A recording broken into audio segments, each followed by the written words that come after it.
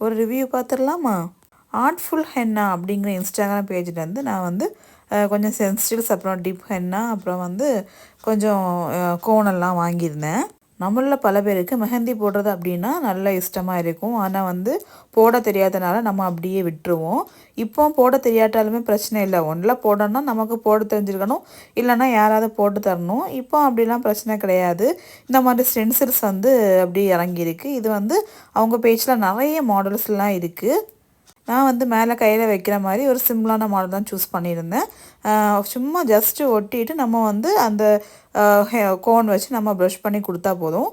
இப்போ ஏதாவது அர்ஜெண்ட்டாக ஃபங்க்ஷன் இருந்து மெஹந்தி போட டைம் இல்லை அப்படின்னா ஜஸ்ட்டு ஒட்டிட்டு அந்த பேஸ்ட் அப்ளை பண்ணால் போதும்.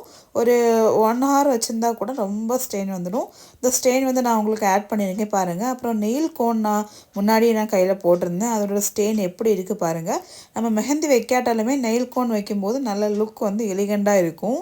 அதே மாதிரி ஹென்னா டிப்பில் ஜஸ்ட்டு ஒரு நம்ம வந்து கையை இது பண்ணிட்டு எடுத்தோம்னாக்கா அப்படியே நம்ம மெஹந்தி அரைச்சி போட்ட மாதிரி வந்துடும். அரைச்சி போடுறது, அதை காய வைக்கணும், இதெல்லாம் பயங்கர இதுதான்.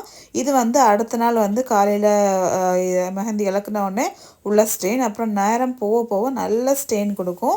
பிரைண்ட் கோனும் தனியாக வச்சுருக்காங்க. உங்களுக்கு பிடிச்சிருந்துன்னா ஒன்று ட்ரை பண்ணி பாருங்கள். இதோட ஃபோட்டோஸ் நான் ஆட் பண்ணியிருக்கேன். எவ்வளோ ஸ்டெயினாக எவ்வளோ நீட் அண்ட் எலிகண்ட் லுக்காக இருக்குன்னு சொல்லிட்டு பாருங்கள். இப்போ கோம்போ ஆஃபரும் போய்ட்டுருக்கு. பேஜை செக் பண்ணி பார்த்துக்கோங்க.